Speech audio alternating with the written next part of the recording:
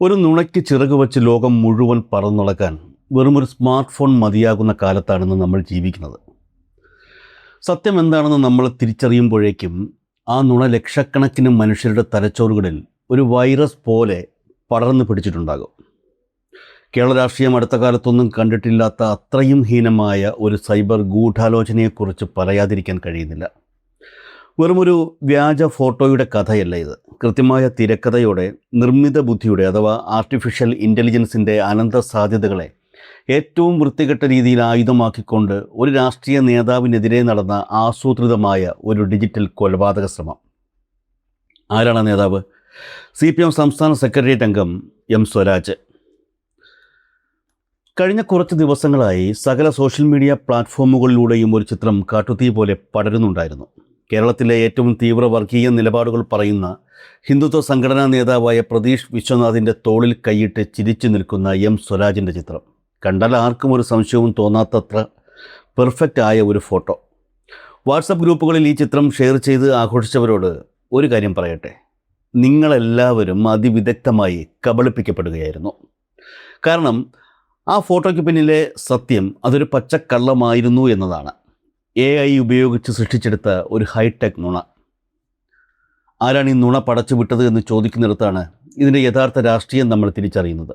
മുൻനിര മുസ്ലിം ലീഗ് നേതാക്കളുമായി ഏറ്റവും അടുത്ത് ബന്ധമുള്ള യൂത്ത് ലീഗ് സംസ്ഥാന പ്രവർത്തക സമിതി അംഗമായ ഷെരീഫ് സാഗർ വെറുമൊരു സൈബർ പോരാളിയല്ല. ഇയാൾ ചന്ദ്രികയിലെ മുൻ മാധ്യമ പ്രവർത്തകനാണ്. ടെക്നോളജിയെക്കുറിച്ചും ഒരു വ്യാജ വാർത്ത സമൂഹത്തിൽ ഉണ്ടാക്കുന്ന പ്രത്യാഘാതങ്ങളെക്കുറിച്ചും വ്യക്തമായ ബോധമുള്ള ഒരാൾ. ആ വ്യക്തിയാണ് ഇത് AI ആണെന്ന ഒരു സൂചന പോലും നൽകാതെ, യാതൊരു ലേബലുമില്ലാതെ ഒരു വ്യാജ ചിത്രം നിർമ്മിച്ച് സോഷ്യൽ മീഡിയയിലേക്ക് ഇട്ടുകൊടുത്തത്.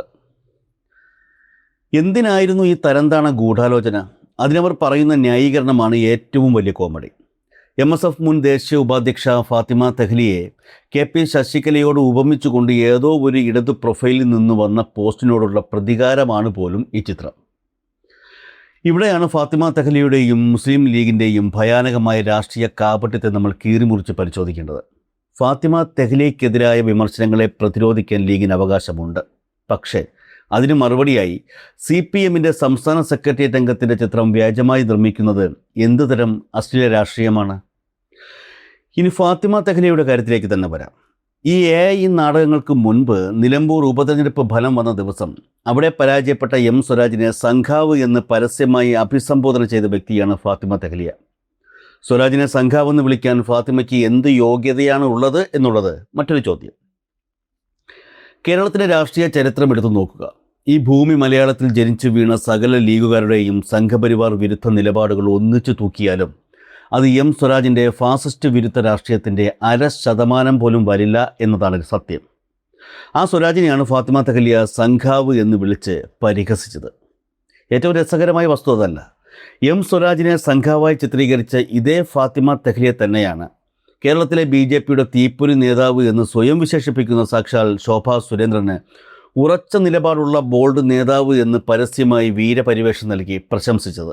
ഓർക്കണം, RSSൻ്റെ അജണ്ടകൾ കേരളത്തിൽ നടപ്പിലാക്കാൻ നടക്കുന്ന ഒരു BJP നേതാവിനെ മികച്ച വനിതാ നേതാവാക്കി വെള്ളപൂശുന്ന ഫാത്തിമയാണ് സംഘപരിവാറിനെതിരെ വിട്ടുവീഴ്ചയില്ലാതെ പോരാടുന്ന സ്വരാജിനെ സംഘിയാക്കാൻ നടക്കുന്നത്.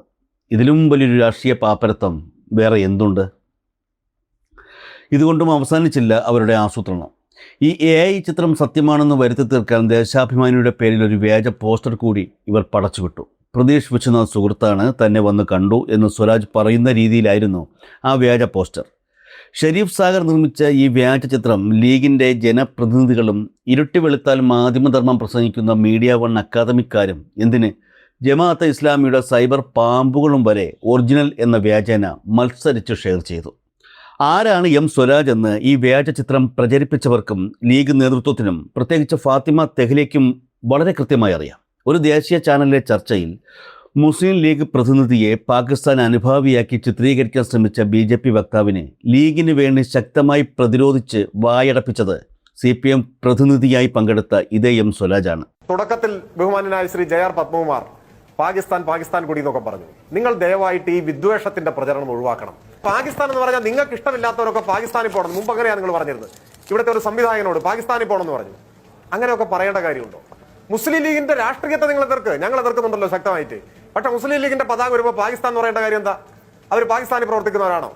അവർ പാകിസ്ഥാന് വേണ്ടി വാദം ഉന്നയിക്കുന്നവരാണോ? അല്ല. ഞാൻ നല്ല ഉത്തരവാദിത്വത്തോടു കൂടി പറയുന്നു, മുസ്ലിം ലീഗിന്റെ രാഷ്ട്രീയത്തെ അതിശക്തമായി ഞങ്ങൾ എതിർക്കും. അത് ജനവിരുദ്ധമാണ്.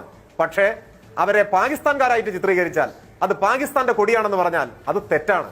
അത് രാഷ്ട്രീയത്തിലെ ഒരു തെറ്റാണ്. അങ്ങനെ പറയാൻ പാടില്ലാത്തതാണ്. നിങ്ങൾക്ക് എന്താ സാമ്യം പറയുമ്പോൾ ലോകത്തെ എത്ര രാജ്യങ്ങളുടെ കൊടിയിൽ പച്ചയുണ്ട്? ഇന്ത്യയുടെ പതാകയിൽ പച്ചയില്ലേ? നിങ്ങൾക്ക് എന്താ അത് തോന്നാഞ്ഞത്? സാംബിയയുടെ പതാകയിൽ, ദക്ഷിണാഫ്രിക്കയുടെ പതാകയിൽ, ബ്രസീലിന്റെ പതാകയിൽ, മൗററ്റാനിയയുടെ പതാകയിൽ, ലോകത്തിലെ എത്ര രാജ്യത്തിന്റെ പതാകയിൽ പച്ചയുണ്ട്?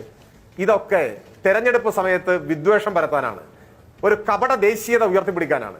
നിങ്ങൾ ജനങ്ങളെ മതഭ്രാന്തരാക്കുന്നതോടൊപ്പം കപട ദേശീയത പകർന്നു കൊടുത്ത് ദേശഭ്രാന്തന്മാരും കൂടിയാക്കുകയാണ് ചെയ്യുന്നത്. കോൺഗ്രസ് നേതാക്കളടക്കം ബാബറി മസ്ജിദ് വിധിയെ സന്തോഷത്തോടെ സ്വാഗതം ചെയ്തപ്പോൾ 1% പോലും അർത്ഥശങ്കയ്ക്ക് ഇടയില്ലാത്ത വിധം ആ വിധിയെ പരസ്യമായി വിമർശിച്ച നേതാവാണ് സ്വരാജ്. അതിൻ്റെ പേരിൽ രാജ്യത്തെ വിവിധ സംസ്ഥാനങ്ങളിൽ സംഘപരിവാർ നൽകിയ കേസുകൾ നേരിടേണ്ടി വന്ന വ്യക്തി. തൃപ്പൂണിത്തുറയിൽ അദ്ദേഹം രണ്ടാമത് മത്സരിച്ചപ്പോൾ ശബരിമല കാലത്തെ അദ്ദേഹത്തിൻ്റെ ഉറച്ച നിലപാടുകൾ പ്രചരിപ്പിച്ച് സ്വരാജിനെ ഹിന്ദു വിരുദ്ധനാക്കി ചിത്രീകരിച്ച് സംഘപരിവാർ വോട്ടുകൾ ഒന്നടങ്കം പെട്ടിയിലാക്കിയാണ് കോൺഗ്രസിൻ്റെ കെ ബാബു അവിടെ മത്സരിച്ചു കയറിയത്. ആ സ്വരാജിനെയാണ് ഈ ഇരട്ടത്താപ്പുകാർ ഇപ്പോൾ പ്രതീഷ് വിശ്വനാഥിനൊപ്പം ചേർത്ത് സംഖ്യയാക്കാൻ ശ്രമിക്കുന്നത്. ഇനി നമുക്ക് ലീഗിൻ്റെ നിലവാരത്തിലേക്ക് വരാം. അധികം പഴയതല്ലാത്ത ഒരു ചരിത്രം ഓർമ്മിപ്പിക്കാം. പാണക്കാട് സാദിഖലി തങ്ങൾക്കെതിരെ ലൈംഗികാരോപണം ഉന്നയിച്ചു കൊണ്ടൊരു ഫോട്ടോ സഹിതം മുൻ MSF നേതാവായ ഒരാൾ സോഷ്യൽ മീഡിയ വഴി ഒരു പോസ്റ്റ് ഇട്ടു. തെരഞ്ഞെടുപ്പ് നടക്കുന്ന സമയത്തായിരുന്നു ഈ വിവാദം പൊട്ടിപ്പുറപ്പെട്ടത്. ആരോപണം സത്യമാണോ വ്യാജമാണോ എന്ന് ഇന്നും ആർക്കും കൃത്യമായി അറിയില്ല. പക്ഷേ ഉത്തരവാദിത്തപ്പെട്ട ഒരൊറ്റ CPM നേതാവോ പ്രവർത്തകനോ ഈ വിവാദം ഏറ്റുപിടിച്ച് വ്യക്തിഹത്യ ചെയ്യാൻ പോയില്ല. എന്നാൽ അന്ന് ലീഗുകാർ ആദ്യം ശ്രമിച്ചത് ഈ ആരോപണം CPMൻ്റെ തലയിൽ കെട്ടിവയ്ക്കാനാണ്.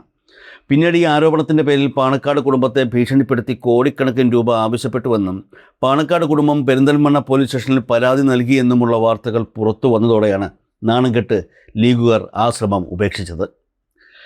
തെരഞ്ഞെടുപ്പ് കാലമായിട്ട് പോലും ഇടതുപക്ഷം ആ വിവാദം രാഷ്ട്രീയമായി ഉപയോഗിച്ചില്ല എന്ന് മാത്രമല്ല, CPM നേതാക്കൾ തങ്ങൾക്ക് പിന്തുണയുമായി വന്നു എന്ന് പൊതുമധ്യത്തിൽ തുറന്നു പറഞ്ഞത് സാക്ഷാൽ പാണക്കാട് കുടുംബത്തിലെ ലീഗ് നേതാവ് തന്നെയാണ്.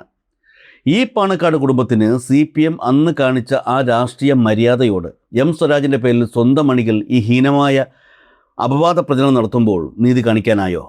വേണ്ട എന്ന് പറയാൻ പാണക്കാട് കുടുംബം തയ്യാറായോ? ഇല്ല.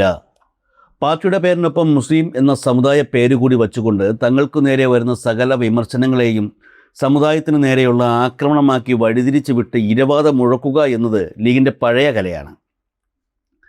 പടം പിടിക്കുന്നവൻ, തട്ടമിടാത്തവൻ, ഉളു എടുക്കാത്തവൻ എന്നിങ്ങനെ നീളുന്ന ലീഗിൻ്റെ ചാപ്പ കുത്തലുകൾക്ക് ഇപ്പോൾ പുതിയൊരു മുഖം വന്നിരിക്കുന്നു. തങ്ങളെ വിമർശിക്കുന്ന അമുസ്ലിം നാമധാരികളെ മുഴുവൻ സംഘാവ് എന്നും മുസ്ലിം നാമധാരികളെ മാപ്ലാവ് എന്നും മുദ്ര കുത്തുക. തലയിൽ ഒരു ഇയാമ്പാറ്റ പോലുമില്ലാത്ത ലീഗിൻ്റെ സൈബർ അണികളുടെ സൈദ്ധാന്തിക ചുമതല ജമാഅത്തെ ഇസ്ലാമിയെ ഏൽപ്പിച്ചതിന് ശേഷമാണ് ഈ ഒരു ഭീകരമായ മാറ്റം. ഇപ്പോൾ പിടിക്കപ്പെട്ടപ്പോൾ തങ്ങൾ കാണിച്ചു കൂട്ടിയ ഈ സൈബർ ക്രിമിനലിസത്തെ ന്യായീകരിക്കാൻ തൃപ്പൂണിത്തുറയിലെ പഴയൊരു ഖർവാപ്പസി കേന്ദ്രവുമായി ബന്ധപ്പെട്ട വ്യാജ വാർത്ത വീണ്ടും കുത്തിപ്പൊക്കുകയാണ് ഈ ഇസ്ലാമിസ്റ്റ് സൈബർ സംഘങ്ങൾ. തേജസ് പത്രത്തിൻ്റെ അടുക്കളയിൽ വെന്ത് വിരിഞ്ഞ ആ വ്യാജ വാർത്തയെക്കുറിച്ച് അക്കാലത്ത് തന്നെ സ്വരാജ് കൃത്യമായി മറുപടി പറഞ്ഞതാണ്. പക്ഷേ എത്ര സത്യം പറഞ്ഞാലും കള്ളങ്ങൾ വീണ്ടും വീണ്ടും ഫ്രഷായി വിൽക്കപ്പെടുന്ന ഈ കാലത്ത് ഇതിനൊക്കെ വീണ്ടും വീണ്ടും മറുപടി പറയേണ്ടി വരിക എന്നത് തന്നെ ഒരു വലിയ ഗതികേടാണ്. MV രാജേഷിൻ്റെ സമരപ്പന്തലിൽ പോയി കൈകൊടുത്ത, K സുരേന്ദ്രൻ്റെ കൂടെ കേക്ക് മുറിച്ച, ബാബ രാംദേവിനെ കെട്ടിപ്പിടിച്ച് പുലുകിയ പാണക്കാട്ടെ തങ്ങൾമാർ നാളെ പ്രതീഷ് വിശ്വനാഥ് അവരുടെ വീട്ടിലെത്തിയാൽ ചിലപ്പോൾ സ്വീകരിച്ച് ആനയിച്ചേക്കാം. പക്ഷെ ഒരാളുടെ തോളിൽ കൈയിട്ട് നിൽക്കുന്ന ഒരു ഫോട്ടോ പ്രതീഷ് വിശ്വനാഥിന് സ്വപ്നത്തിൽ പോലും ചിന്തിക്കാൻ കഴിയില്ല. ആരുടെ തോളിൽ? സ്വരാജിൻ്റെ തോളിൽ. ആ സ്വരാജിൻ്റെ പേരിലാണ് ഈ AI വ്യാജ പ്രചരണം അവർ നടത്തുന്നത്. രാഷ്ട്രീയത്തിൽ എന്തും സംഭവിക്കാം. ഒരു തവണ കൂടി കേരളത്തിൽ ഭരണം കിട്ടിയില്ലെങ്കിൽ പഴയ നാഗ്പൂർ കോർപ്പറേഷൻ മോഡലിൽ ലീഗുകാർ കേരളത്തിലും BJPക്കൊപ്പം മുന്നണി ഉണ്ടാക്കി ഭരിക്കാൻ ശ്രമിക്കും. അന്ന് മുസ്ലിങ്ങളുടെ കഴുത്തിൽ ടയറിട്ട് കത്തിച്ച് കൊല്ലാൻ ആഹ്വാനം ചെയ്ത സന്ദീപ് വാര്യരെ ഇന്ന് കവിളിൽ മുത്തി തോളത്ത് വച്ച് നടക്കുന്ന ലീഗുകാർ നാളെ ഇതേ പ്രതീഷ് വിശ്വനാഥിനെയും മറുതോളത്ത് വച്ച് നടന്നേക്കാം.